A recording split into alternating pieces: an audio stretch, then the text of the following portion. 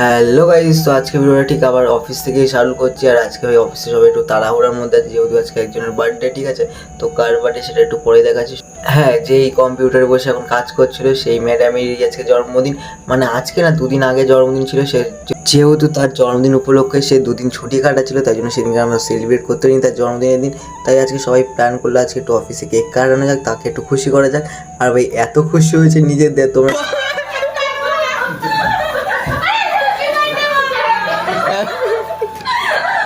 বললাম তো, আমরা তো বললাম তো birthday to you Koyeli, happy birthday to you নাও, happy birthday to you Koyeli.